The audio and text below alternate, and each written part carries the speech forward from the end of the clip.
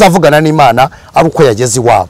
Aha rero mbona ko ari amakosa twakoze no mu bintu byishe umurimo twirehereje abantu nyamara twakagomba kubarehereza kuri nde kuri Yesu. Urugero ngo hano nahanga ubu none ahanga ku muntu winywera inzoga n'urugero kana urugero gutya yego asohotse hano cyangwa akaba ari mu mujyi yagera i Remera akumva ashaka icupa ikinyobwa cya Burarirwa aragisanga ni Remera aricara niba ari mitsingi arayinywa kandi aho yanyweraga ntibiri bubahungabanye ngo bibateranye naho yagize gute naho yanywereye. Ariko uyu munsi twakombetse abantu kugera aho tuba hari mite ngubwo butumwa bwiza buri muri wowe ntuzabujyane muri ratorero kuko nta mana igize gute ihari. Dushyiraho amabariyeri. Iki kintu cyumvise ngiteze yombi uyu munsi umuntu ava Nyabugogo akajya Gisenyi yashaka kunywa inzoga yinjira muri hoteli akayinywa. Ikinyobwa cya Burarirwa kirahari aho gisanze none amadini yose si Imana imwe tuvuga ibidutandukanya nibihe biva hehe kugira ngo ngewe pasteri ube wansaba korari sinyiguhe ngo sinkwemera. No kuvuga ngo ubwami Yesu yigeze abivuga iyo ubwami bwacitsemo kabiri bwa bwasenyutse mbere yo kugira ngo duhure nibi turimo vuge ko ubwami twabanje buri busenyuka twarabushenye impamvu twabushenye nuko uyu munsi ushobora kuza iwanjye sinkwicaze ku ruhimbi. Ariko icyatumye twicara aha ni ukurwana no kugira ngo dukosore ibyakosanye. Aha icyo rero noneho yego turacyari kuri ya yindi noneho reka nsoze kuri aka kantu icyo dukwiriye gukora ni iki pastor nuko ngewe nawe iyo dukorera ni imwe yego umwuka wera udukoreramo ni umwe nuko nkwemera ukanyemera nanjye nkakwemera tukigisha itorero ko aho uzagera hose basenga Imana uzinjire ufashwe usenge. Yego dufite ibintu byinshi tuzaganiraho ariko hari iby'ingenzi ngira ngo abantu tuzafokasingeho yego nibinashoboka tubigarukeho tunabigarukeho. Maze iminsi mbona abasesenguzi basesengura ibyavuzwe n'abantu yego ariko ndarikiye abantu bazi gusesengura ariko badasesereza yego baze dusesengura ikintu cyatuma umurimo w'Imana ugarukana uburyohe. Baze tuganire dusesengura ikintu cyose cyatuma umurimo w'Imana ugarukana agaciro kawo. Yego cyambere rero nabonye mu bintu byangije umurimo w'Imana yego harimo icyo bita kwica umurimo nkana gukorera ibyaha mu murimo witwa wasizwe cyangwa witwa umukristo. Kwica umurimo nkana ugakorera ibyaha mu murimo witwa umukristo eida uri wasizwe. Iyo tuvuze wasizwe abantu bahita baterura amaso bakayareba amatoroshi bakayatunga kuba pasteri abashumba ariko ni nako kuri oya ntago ariko kuri. Iyo tuvuze umuntu wasizwe tuba tuvuzemo ibyiciro birenze kimwe.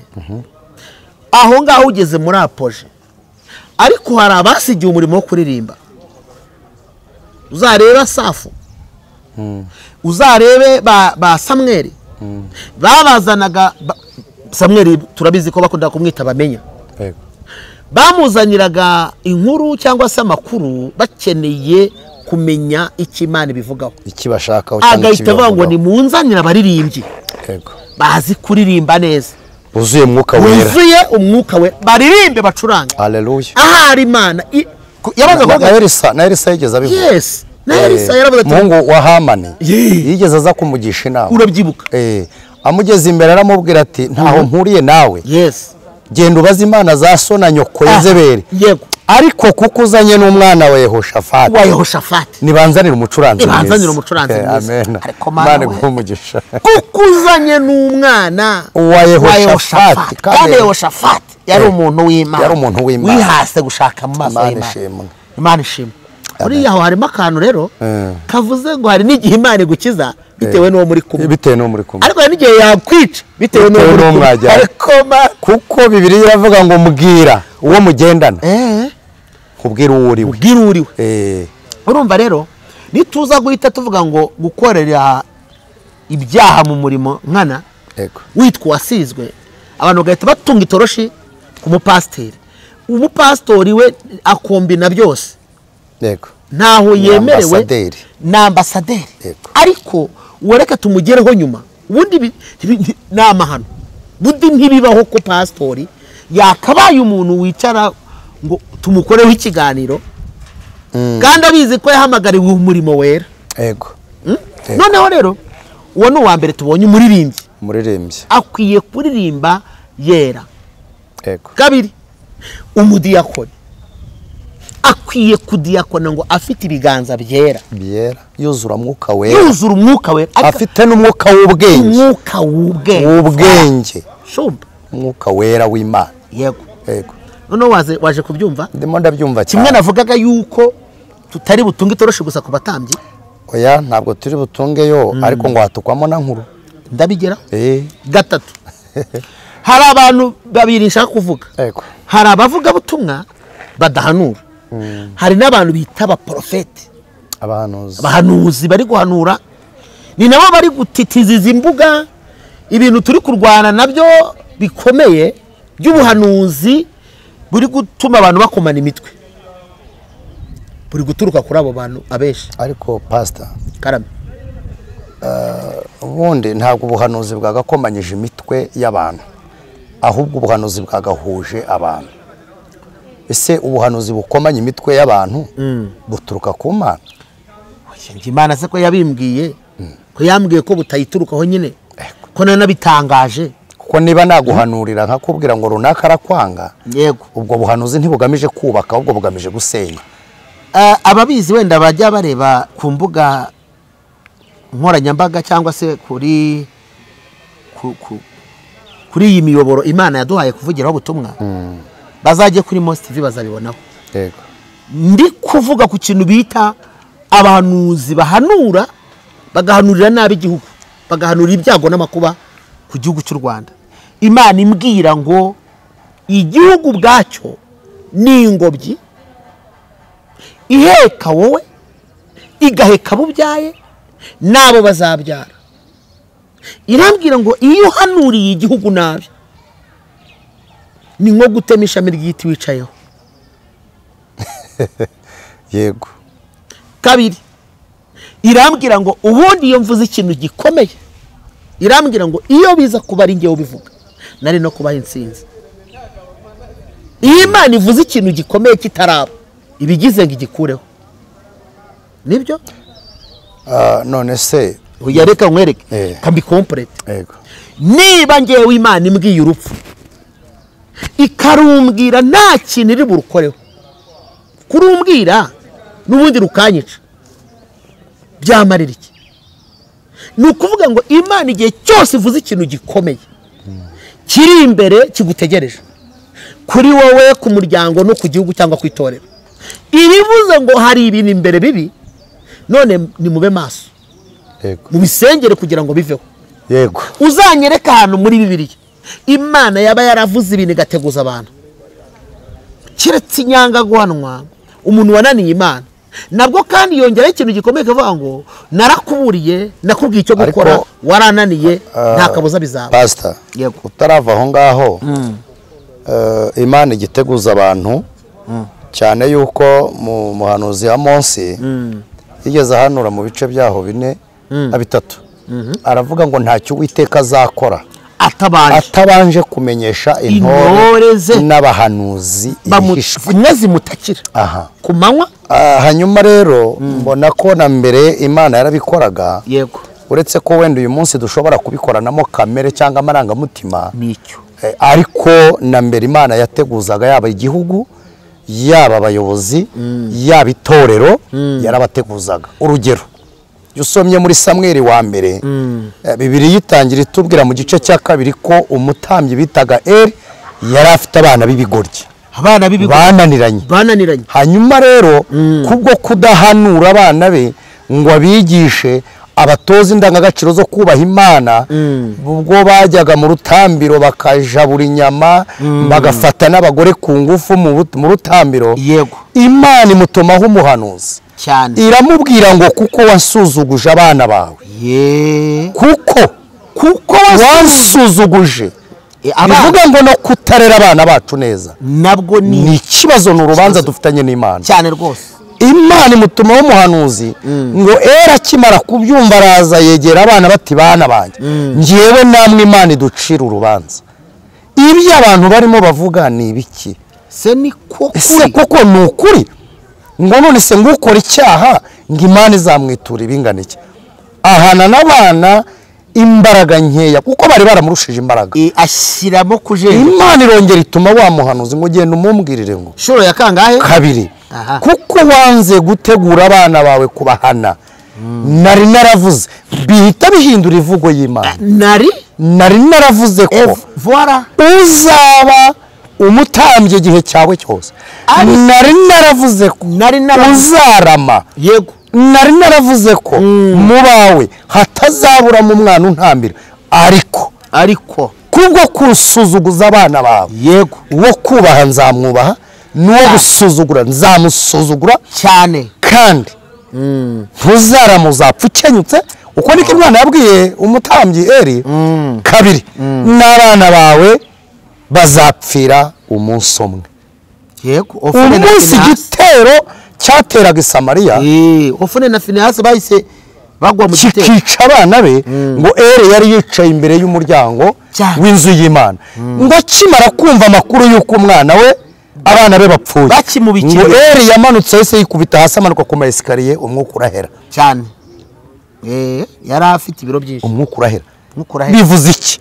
Imana iteguza abantu n'umugore we kugira ngo nini umukazana we wari uraho umwe mu umukazana we uvuga ngo ni umugore w'umwe muri abo bahungu bapfuye ngo akibyumva gusa ngo nawe ako kanya surprise yahise abyarira aho ngaho ndetse uwo mwana bamwita Ikabodi ngo bisobanuye ngo icyubahiro gishize muri Isiraheli. Icya gatatu uribuka ko Imana yavuze ngo uwawe uzacika ku icumu azarya umutsima usabye umugati kwa Samweli. Azarya umutsima cyangwa umugati awusabye kwa Samweli. Icyubahiro Eli yari afite Imana ikimwambura aho ngaho aziza abana. Aho hari kantu tugira ngo duhuze n'abantu babimenye. Yego. Iyo unaniye Imana yego ibyo yari yakugeneye ibiho umuturanyi wawe wa bugufi urakoze nako kanya. Hanyuma nyine muri bya bindi wavuga. Hanyuma rero mucyo navuze nicyo nari nakusobanuriye. Ndumva hari uhise ukomplete ibyo navugaga. Yego. Igihe cyose Imana igiye gukora ikintu gikomeye. Yego. Umuntu wayo iramubwira ngo nzakora ikintu gikomeye kubera impamvu ye. Iyo mpamvu ivuyeho Imana ntago ibiki gikoze irabihindura. Urugero niba Imana ivuze ati nkwimya amahirwe yo kugera aha ngaho, reka dufate urugero rw'ibifatika muri Bibiliya. Abantu binenewe bagomeye Imana baranayibabaza. Imana ibatumaho umugabo witwa Yona. Iramubwira ngo ibizira byanyu byarazamutse bingera imbere ariko mbahaye iminsi 40 yo kwisubiraho no kwikosora. 40 ntacyo mwakoze nzaza kandi nzafata icyemezo gikomeye ku buzima bwanyu muzarimbuka. Yego. Abantu binenewe ngo n'inka ngo n'amatungo bamaze iminsi 3 umwami w'Ineve atanga itegeko ko n'itungo naryo ritari burye. None se tubisubiza inyuma ubambare n'ibigunira dusubiye inyuma ku buhanuzi buhanurwa nk'uko wari ubivuze. Ese hakorwa iki? Icyakorwa tubitesha agaciro tuvuge ko atari abahanuzi ari abavangirwa cyangwa ababwumva twebwe nk'abantu bumva imvugo y'Imana hakorwa iki? Icya mbere ntabwo ubundi ntabwo twazanywe no kugira ngo tubwire abantu ko dutesha agaciro ibihanurwa, yego, ahubwo twaje kubwira abantu ko uhanura akwiye kwigira ku batubanjirije akazana indyo yuzuye. Urugero, niba umbwiye ko hari ikibazo gihari, mbwira n'impamvu yacyo. Imana iranyica impora iki? urugero, ndaguha urugero nyine. nta na rimwe Imana ishobora kumbwira ko iri bunyice ko nayinaniye itafite ikintu isaba gukora. yego, iyo nyemeye nkagikora, ibyo kupfa bivaho. Kabiri, abatubanjirije bose, umuntu wese wabaga ari imbere y'Imana, yego, Imana yaramubwiraga ngo genda ubwire runaka, sibyo? Reba Hezekiya, munsi Imana imutumaho ngo tegeka iby'inzu yawe, ntabwo uzabura gupfa. We gusa nta nubwo hari harimo icyaha hariya, nta cyaha cyari kirimo. nuko umuhanuzi Yesaya yamubwiye ngo indwara urwaye ntabwo uzayikira, tegeka iby'inzu yawe. Hezekiya none se gatoya ko Yesaya mwene munsi Imana imutuma kuri Hezekiya, ko yagiye akamubwira tumva ijwi ry'Uwiteka, tegeka ibyo mu nzu yawe kuko indwara urwaye utazakira. yigeze amubwira ko azabaho? ntabwo yamubwiye ko azabaho, ahubwo Hezekiya we n'Imana yihase yahindukiye, ego, asenga isengesho yibutse iki Imana imirimo. aho niyo mpamvu nakubwiye ngo ntabwo turi busanishe ibya Hezekiya naho turi. yego, igihe cyose yego, Imana ikubwira ngo ibyaha byawe biranukira, si urugero, inakubwira icyo ugomba kubikoraho. ariko uretse gato, nutabireka, nudahindukira, reka ingeso zawe, fata amasengesho wiyiriza ubusa. Dufite ingero z'abantu mo muri Bibiliya Imana agiye ibwira ati reka ibi ngibi, kora ibi ngibi, va muri ibi, jya muri ibi ngibi, va hano, jya hariya, hindukira aho warebaga, reba hariya. niko Imana iteye.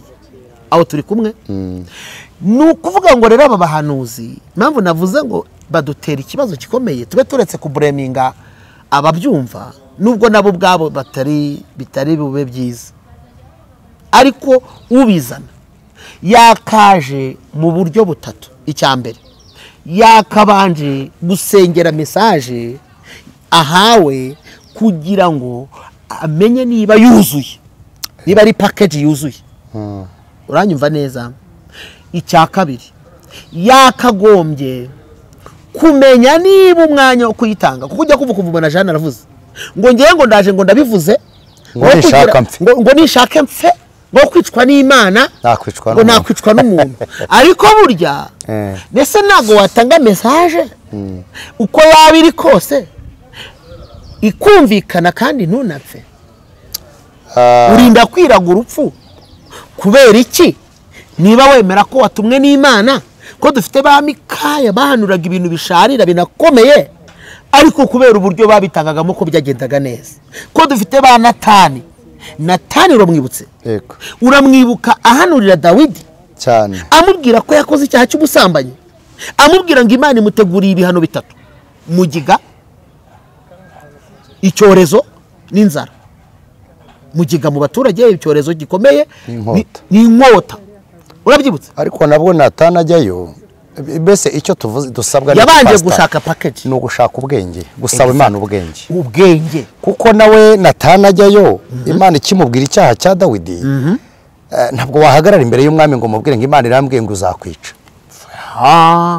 ntabwo wahagarara imbere ya pasiteri ngo umubwire uri umuhanuzi uri munsi y'amavuta ya pasiteri, Imana irambwiye ngo irakwishe nudakora ibi.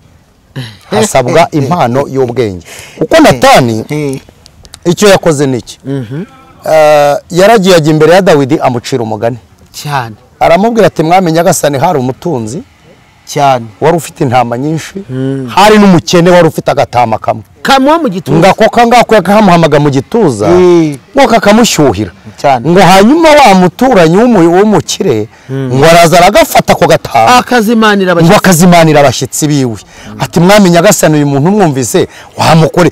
Dawidi yahise avuga ngo jye namwica, aramubwira ati uwo ni wowe rero. icyo dusabwa ni ubwenge, impano zose zigenzwa ubwenge. icyo nicyo nakubwiye.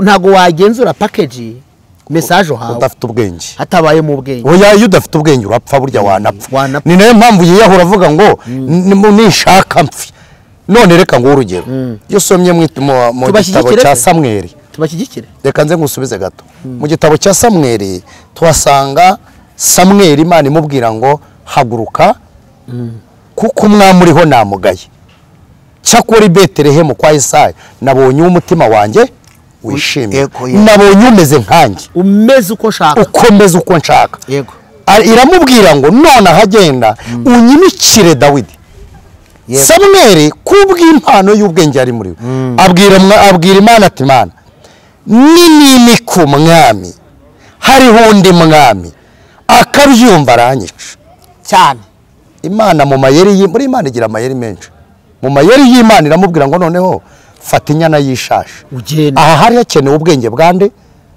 bwa Samweli fata inyana y'ishashi nuhinguka mu mudugudu abakubona ubabwire ngo nzanywe no gutamba igitambo cy'Uwiteka ko turi amahoro aho rero dukeneye ubwenge sibyo nakubwira Imana igomuje Imana rero ngiye wivugana nanjye yego yarambwiye ngo umuhanuzi wese udashobora kugaragaza intsinzi ntabwo ari Imana yamutumye kuko Imana ntitanga ibintu igice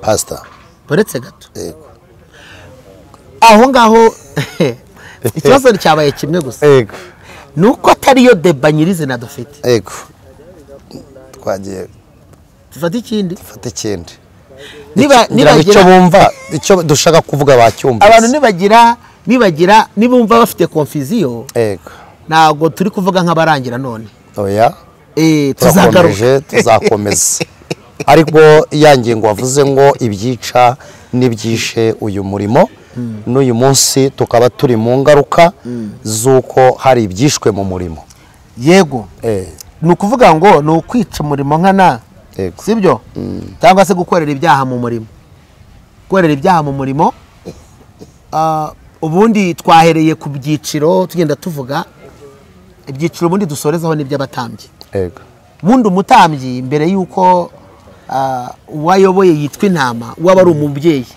iyo atabaye umwungeri aba umubyeyi aba umubyeyi akaba umwungeri icyo yaba cyose muri ibyo bintu ntago kimuha priorite cyangwa se droit cyangwa se ntago kimwotoriza umwungeri ahava akagera n'abungeri dusanzwe tuzi yewe nuba mu famu y'inkoko kugira ngo umubagire inkoko yo muri iyo famu ayirye yanezerewe ntabwo ari kenshi ikikubwira ko umuntu ari umushumba wa nyawe agerera impuhwe izaragiye nibyo muco nibyo rero nubwire ngo umushumba Imana yahamagaye ahantu ndagira ngo tubatindeho gato Imana yahamagaye ikamuha inshingano zo kuragira umukumbi ikamuha n'amagambo atatu akomeye irya mbere mu cyahe muteshe muhugure Pawulo abyongeraho muhane yego ariko mufite kwihangana kose bivuge ngo tuzanahugura ariko baduhugure yego dusaba kwihangana ni ingenzi noneho ijambo rya kabiri muziragire nk'abazazibazwa yego urabyibutse ndabyibutse cyane ijambo rya gatatu igihe gisarura gishize abakozi bazataha kandi inama ngo zongere guca munsi y'ukuboko kwa nyirazo agira ate azibara ubwo nazibara azazibaza nde hari zazibaza uwazishumbaga ariko mana yanjye azazibaza uwazishumbaga kane muri ntumwe nakubwiye ko ari amagambo ane akomeye umukozi w'Imana akwiye kwitondera kane muri ntumwe mu cyimbo cyanjye cya Kristo iyi ntumwa yo mu cyimbo cya Kristo yego iry'intama iyi ntumwa yo mu cyimbo cya Kristo itinyuka nibyo si byose yego kubera iki n'abantu bagiye Babuloni hagiye abakoze ibyaha hagiyeyo n'abazima hanyuma rero ngewe ibyo uvuze ni igihano ariko reka nkubwire Imana dusenga ikwiye dukwiye gusenga twavuze ko dufite akababaro kandi aka kababaro tutenda kukarambika hataragira ibihinduka. Njyewe rero mu ruhande rwanjye mbona ibintu byinshi umurimo w'Imana nshingiye kuri izi ngingo turi kuganiraho. Ikintu cya mbere twakoze mbona mw'amakosa ni wenda reka mbivuge gutyo no nyumva zambabarire nimvuga amakosa. Iyo umuntu avuga amakosa ni ukwemera amakosa, ni ukwemera ko wakosheje. Iyo utemera ubundi uburi umunyantege. Icyo rero mbona twakoze mw'amakosa ubwo ndivuga nk'umutambyi ushobora kuba atari njye wayakoze cyangwa atari wowe ariko ni mugenzi wacu ariko yarakozwe cyane. Ikintu cya mbere rero twakozeho amakosa ntabwo twahagaze mu nshingano, ntitwigeze tunakora misiyo ya Yesu nk'uko yayidutumye. Bisobanure neza. Icya mbere reka nkivuge neza, misiyo ya Yesu ku itorero ritangiza yayiha abigishwa be, yarababwiye mu bice 28:16 ni mugende mu mahanga yose mwigisha abantu ubutumwa bwiza, mubigisha kwitondera ibyo nababwiye byose. Yego, nanjye ndi kumwe namwe kugera ku mperuka y'isi. Twe rero icyo twakozeho amakosa n'uyu munsi mvuga, uyu munsi ntabwo twigeze twigisha abakristo cyangwa twigisha abantu kuba bigishwa ba Yesu, ahubwo twarabakonvitse tubahindura abigishwa bacu. iyo nyigisho niyo bita ubundi discipleship. Noneho rero uyu munsi ari nayo mpamvu ubona umukristo wo mu badive n'urugero adashobora kwinjira mu rusengero rwa ADEPR kuko mu badive baramukonvitse, bamwigisha kutubaha isabato nta bwami bw'Imana zabo. Atwaye igisate cy'isabato, aragitwaye agikonvekeyemo abantu cyane. Muri ADEPR nawe akaba atajya mu itorero muri restoration, ntashobora. Ati bariya abantu nta mwuka w'Imana bagira, ni twebwe tuvugana n'Imana. Urabyumva? None twigisha abantu kugira ngo baba bigishwa b'amadini yacu kuruta kuba bigishwa ba Yesu. Ari nayo mpamvu uyu munsi Yehova adashobora kwinjira muri indi dini, umwadepera adashobora kwinjira muri indi torero ngo yumva afashijwe, uwo mu itorero nshumbye adashobora kujya muri indi ngo ajye muri Zayoni avuge ngo njyewe ahangaha nahavuganira n'Imana, ahubwo kumva ko azavugana n'Imana ari uko yageze iwabo. Aha rero mbona ko ari amakosa twakoze no mu bintu byishe umurimo, twireherejeho abantu nyamara twakagomba kubarehereza kuri Yesu. Urugero ngo hano ahangaha, ubu none ahangaha ku muntu winywera inzoga n'urugero, kananga urugero gutya, asohotse hano cyangwa akaba ari mu mujyi yagera i Remera akumva ashaka icupa, ikinyobwa cya Burarirwa aragisanga ni Remera, aricara niba ari mitsingi arayinywa, kandi aho yanyweraga ntibiri bubahungabanye ngo bibateranye naho yagize gute naho yanywereye. Ariko uyu munsi twakombetse abantu kugera aho tuba hari mite nk'ubwo butumwa bwiza buri muri wowe ntuzabujyane muri ratorero kuko nta Mana igize gute ihari. Dushyiraho amabariyeri. Iki kintu bacyumvise uyu munsi umuntu ava Nyabugogo akajya Gisenyi, yashaka kunywa inzoga yinjira muri hoteli akayinywa, ikinyobwa cya Burarirwa kirahari, ahagisanze arakonsoma. None amadini yose si Imana imwe tuvuga, ibidutandukanya nibihe biva hehe? Kugira ngo ngewe pasiteri ube wansaba korari sinyiguhe ngo sinkwemera, ni ukuvuga ngo ubwami Yesu yigeze abivuga, iyo ubwami bwacitsemo kabiri buba bwasenyutse. Mbere yo kugira ngo duhure n'ibi turimo twabanje twarabushenye. Impamvu twabushenye ni uko uyu munsi ushobora kuza iwanjye sinkwicaze ku ruhimbi. Ariko icyatumye twicara aha ni ukurwana no kugira ngo dukosore ibyakosanye. Icyo rero noneho yego turacyari kuri ya yindi. Noneho reka nsoze kuri aka kantu.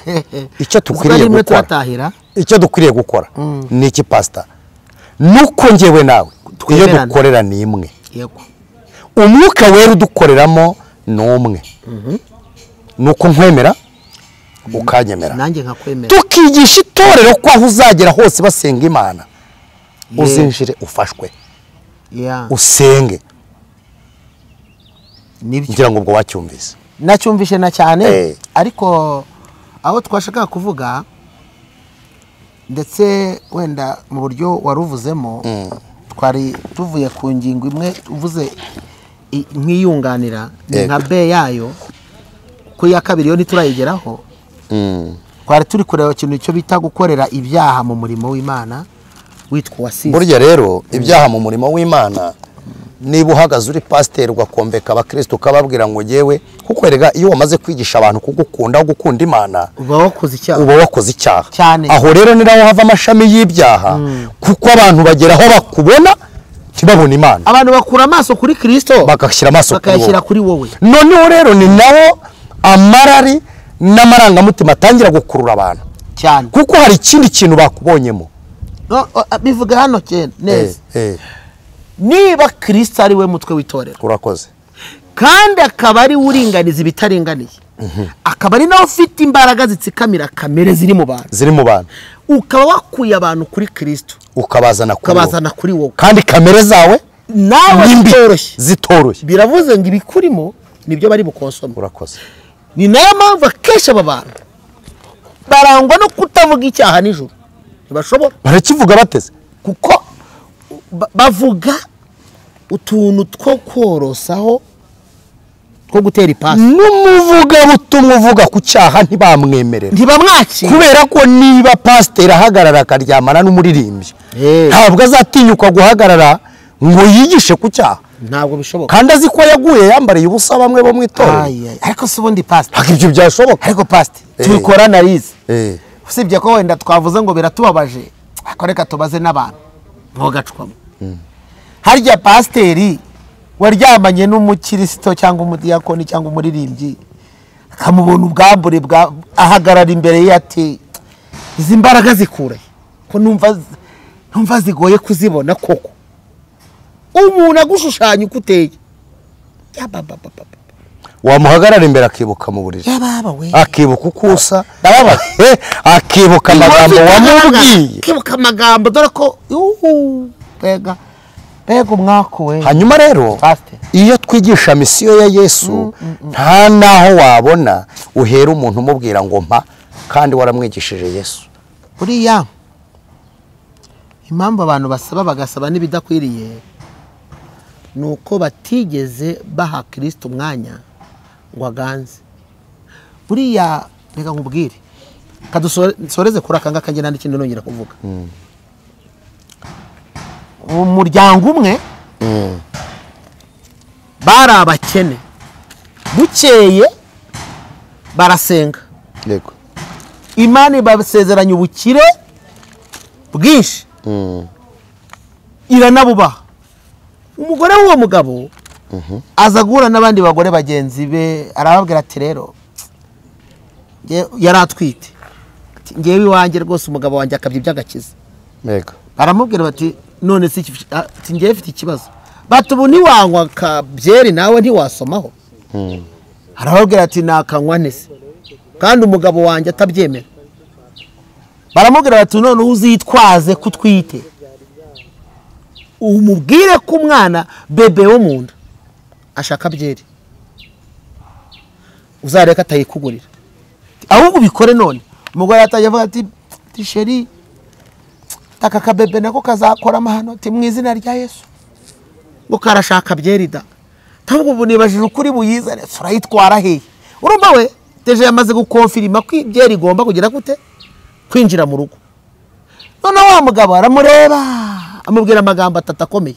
irya mbere aramubwira ngo si igitangaza ko ndakakuguriye ya byeri ariko njye amafaranga yose mfite ni Yesu wayampaye sa yanjye na ya Yesu ndafata mu mafaranga ya Yesu nkugurire byeri mfite ikibazo.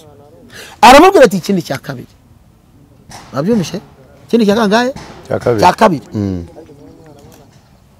ese ubundi ako kana gatangiye kugusaba inzoga kataragera inaha gatangiye kuba gasinzi kakiri mu nda urabona ni kagere hanze aha tuzagashoboza iki. avuga ati rya gatatu iyo nda ntayo twasabye Imana inda y'agasinzi nkako ntayo dukeneye reka ivemo tuzasama indi nda ivuye mu ijuru itarimo akana kadusaba inzoga twarakijwe. Ese ugira ngo inda yavuyemo kandi inzoga ntiyaje, kandi inda ntiyavuyemo. Aho naho nkweretse ko abantu bima Imana umwanya wo gukoreramo bakinjiza ibyabo kugeza ku rwego Imana iramusubiza urwego imugejejemo rukamutera kugomera Imana yamugejeje muri urwo rwego, akibagirwa uwamuhaye. none se nuza abantu bahindutse indaya bataragiraga n'ipantaro yo kwambara, nuza abadamu Imana yambitse batari bazi no kujyanisha ubu basirimu bahindutse abanyabyaha n'abanyenyeso mbi kubera urwego Imana ibasobanuyemo. Ariko pastor, yego buriya Imana ikubakira inzu ukayihindura iyo gukoreramo ibizira. Pastor, ntago nguciye mu ijambo, ariko reka nkubwira aka kantu. Burya ibyaha byo mu butayu si byo byaha by'i Kanani.